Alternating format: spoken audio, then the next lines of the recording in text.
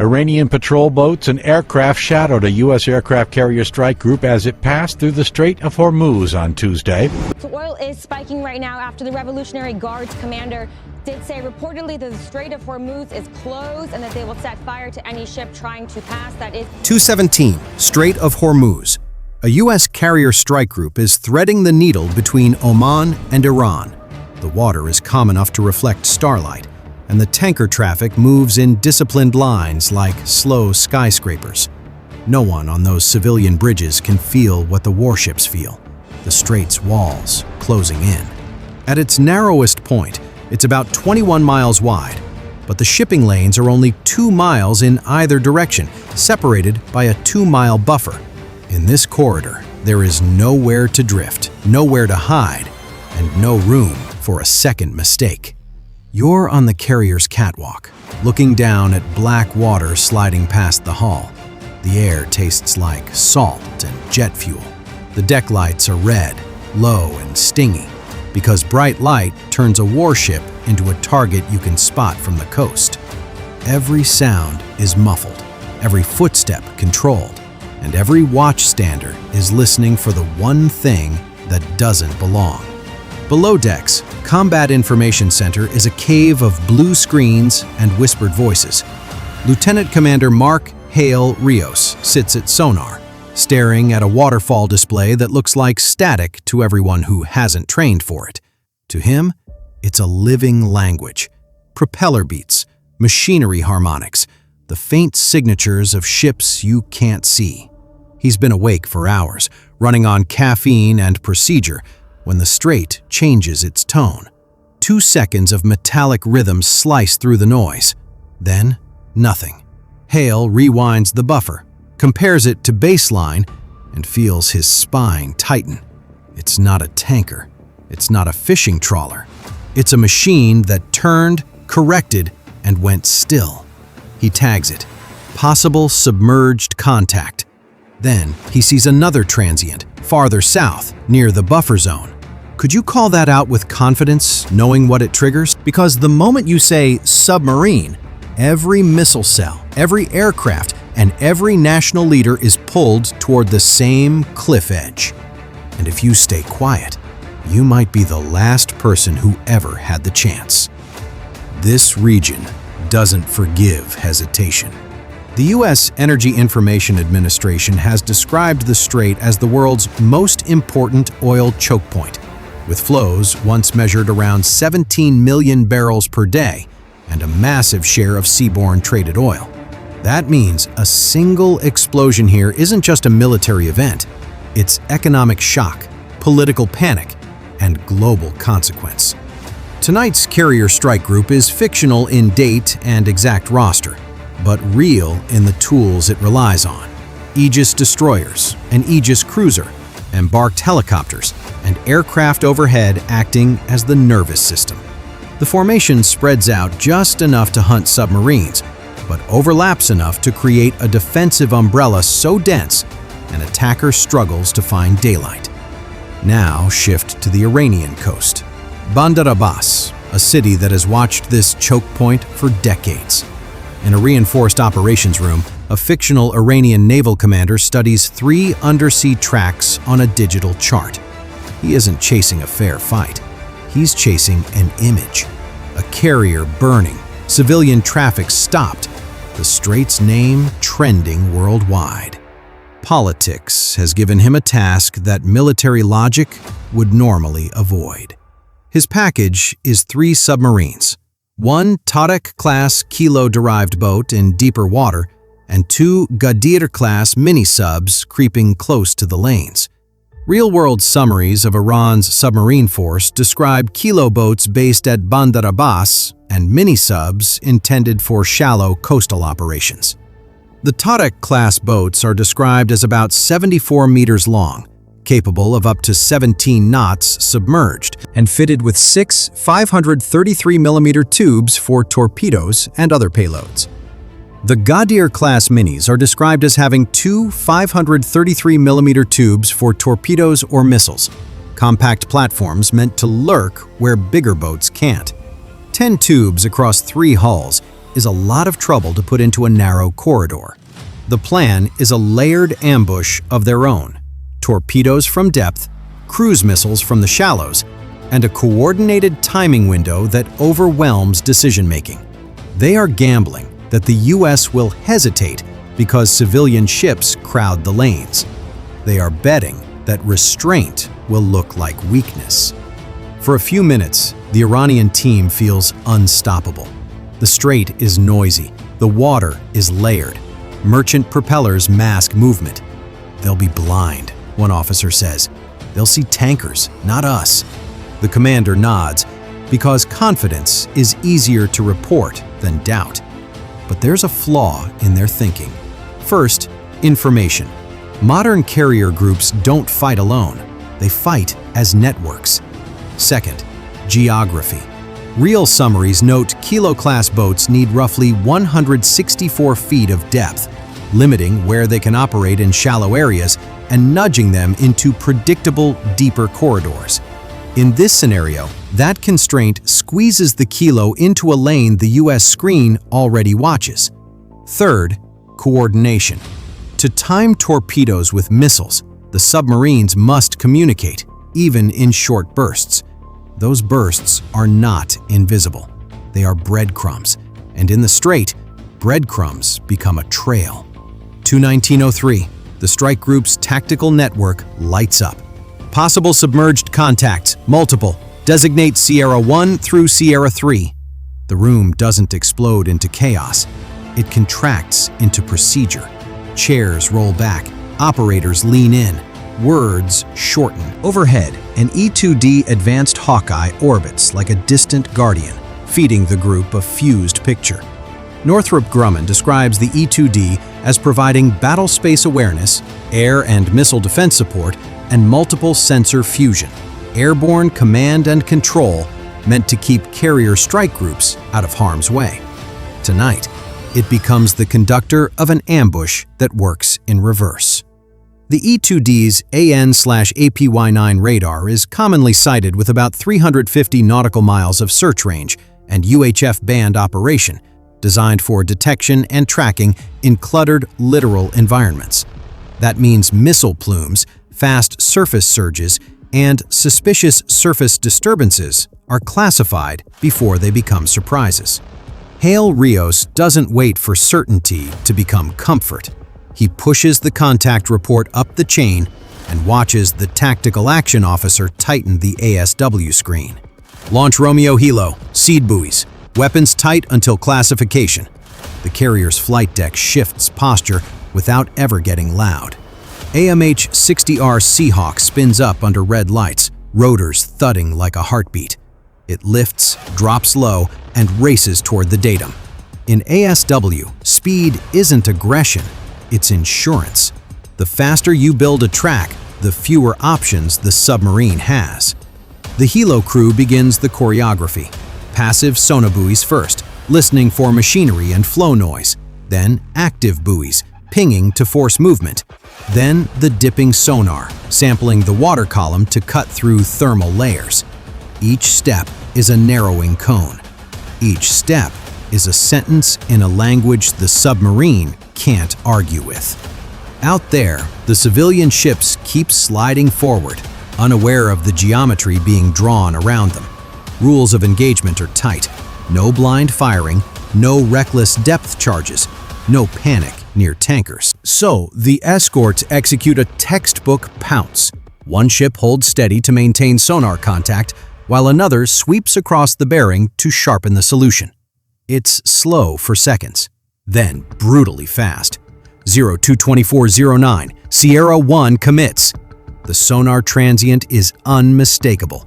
A tube launch, a displacement pulse, then the thin whine of a torpedo motor accelerating. 4 seconds later, a second launch. 2 torpedoes are now hunting in the same corridor where civilian tankers are still moving, unaware.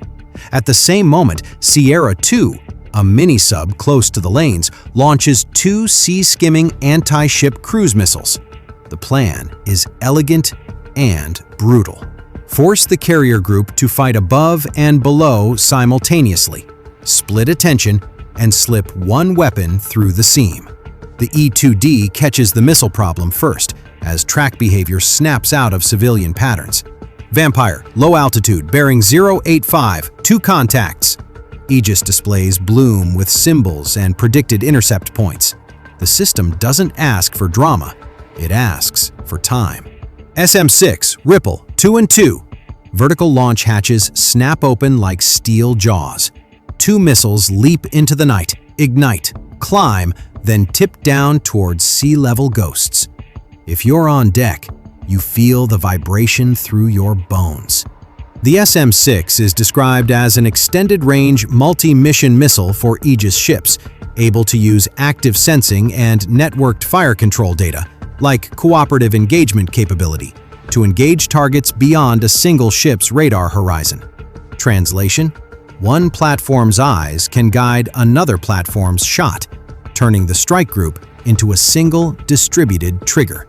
First intercept, an orange bloom low in the cloud deck, then burning fragments skipping off the sea. Splash 1. Second intercept, so low the shockwave slaps the water flat for an instant. Splash 2. Sierra 3 launches 2 more missiles even lower, gambling that wave clutter will hide them. The gamble works for seconds, and seconds are lethal. A destroyer answers with evolved Sea Sparrow missiles, while a pair of Super Hornets already airborne are vectored down the threat axis. You're in that cockpit now. NVGs tint the world green. The sea and sky merge into one featureless void. 2 tiny radar blips skim the wavetops, and those blips are trying to turn your carrier into scrap metal. You fire one AIM-120, then a second, trusting the networked cues more than your eyes. 2 flashes, 2 empty tracks. Whew. The sky threat is gone. The undersea threat is not. Torpedoes in the water, bearing 210, closing. The carrier turns hard and accelerates, a moving city suddenly sprinting. Evasion is geometry. Change aspect, force the torpedo to chase, bleed its battery, and make reacquisition a question. Escorts stream Nixie-towed decoys and deploy noisemakers, scattering false targets into the water like invisible flares. One destroyer drives toward the threat axis, placing its hull between the torpedoes and the carrier. That choice is doctrine, executed without discussion. Over the shallow datum, the MH-60R drops dipping sonar again. Sierra 2 tries to freeze, hoping silence equals invisibility. But the active buoy pings, and the water answers back with a hard return. The helo crew doesn't need permission to recognize a hostile track. Sierra 2 classified hostile, weapon free. A Mark 54 lightweight torpedo hits the water and vanishes, hunting by acoustic logic. 10 seconds, 20, 30. Then a dull underwater thump that you feel in your teeth more than you hear. Kill on Sierra 2. 1 submarine down, 2 remain, and Sierra 1's torpedoes are still inbound. The first torpedo bites onto a decoy, then breaks. It reacquires, then loses it again as the carrier shifts aspect and a second decoy enters the water. In CIC, Hale watches the lines curve and thinks, not for the first time, that survival is sometimes just convincing a machine to doubt. Sierra 1, the Kilo-derived boat, tries to vanish into deeper water toward the Gulf of Oman, but movement makes sound, and sound in a sensor-rich corridor becomes a trail. In this fictional scenario, a U.S. attack submarine has been trailing outside the lanes, waiting for one moment, the shooter revealing itself by firing. Mark 48, single, fire. A heavyweight torpedo accelerates underwater with terrifying steadiness, closing on a target that believes it's slipping away. In the Iranian ops room, the commander's screen shows the Kilo icon flicker as reports spike, then stop. 231-12. Sierra 1's signature collapses into chaos. Metal tearing, air venting, compartments flooding. Then silence. No celebration, no speeches. Just the ocean reclaiming evidence. The inbound torpedoes are still dangerous, now hunting without coordinated guidance. Escorts keep throwing decoys, keep changing geometry, and keep forcing the weapons to waste energy. At 2:34:20, the sonar lines fade into background noise. The carrier is unhit. You can count the first act in minutes. From first multi-contact alert to the last torpedo track fading, roughly 15 minutes of pressure, misdirection, and near collision with disaster. But the strike group doesn't treat survival as victory. Defense is only half the message. If an attacker can reload, they can repeat, and repetition is how choke points break. Counterattack authorization moves fast because the alternative is worse. In this fictional scenario, higher command approves a limited response focused on capability denial, production throttled, reload cycle broken, sustainment strangled. The goal is to make the next ambush impossible, not merely survivable. 2:41:00. The carrier turns outward and begins launching again. F-35Cs lift first, pushing stealthy toward the coast to confirm targets and feed the network. EA-18G Growlers follow to jam and spoof, bending the electromagnetic spectrum until coastal sensors see ghosts. The E-2D stays overhead, keeping the chessboard coherent. Source: offshore, Aegis ships open vertical launch cells for Tomahawk strikes. Fictional counts, real logic. Missiles arc low, using terrain and sea clutter to stay hard to track. The first impacts cut power near port infrastructure, and secondary explosions ripple along the waterfront like a broken necklace of light. The target list is deliberately unglamorous. Submarine support facilities, communications nodes, storage depots, and the logistics that keep torpedoes and missiles ready. In undersea warfare, the hull is only the tooth. The port is the jaw. Remove the jaw, and the tooth can't bite again. Inside the Iranian operations room, the commander watches his picture degrade. Radar tracks stutter. Radios overlap. Reports arrive out of order. He realizes the U.S. isn't just striking steel. It's collapsing coordination and choking sustainment. Sierra 3, the remaining mini-sub, tries to run home through shallow water. It receives one instruction: survive, go silent, return. But survival requires navigation, and navigation in a strait seeded with buoys and helicopter search arcs becomes a maze that punishes every turn. The MH-60R returns to the datum grid, drops sonar again, and gets a hard contact. Brief, shallow, unmistakable. The minisub sprints, and sprinting cavitates. Cavitation is a scream underwater. A second Mark 54 enters the water. 10 seconds, 20, then a blunt underwater concussion and a sudden absence of motion on the plot. Sierra 3 neutralized. The undersea threat is gone for this night. On the carrier, the adrenaline crash arrives in waves.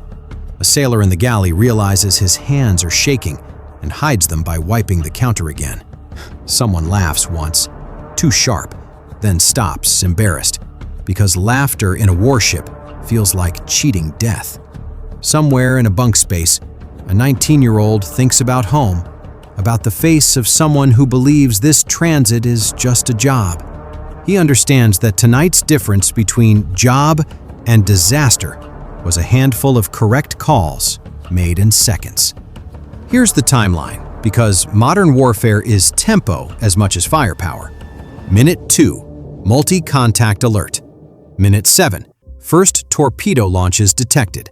Minute 8, cruise missiles tracked. Minute 10, first intercepts. Minute 14, first submarine kill confirmed.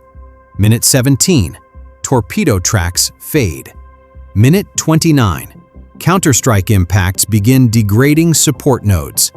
Less than an hour to decide the story. Final tally in this hypothetical: 3 submarines committed, 3 neutralized, 4 anti-ship cruise missiles launched, 4 destroyed, 2 torpedoes launched, 0 hits. The carrier never stops generating sorties. The sea lane never closes. Strategically, the outcome is capability denial, production throttled, reload cycle broken, sustainment strangled, and an undersea force forced to withdraw into confusion. The attack fails not because of one miracle shot, but because integration compresses options until the attacker runs out of air. The lesson is uncomfortable for both sides.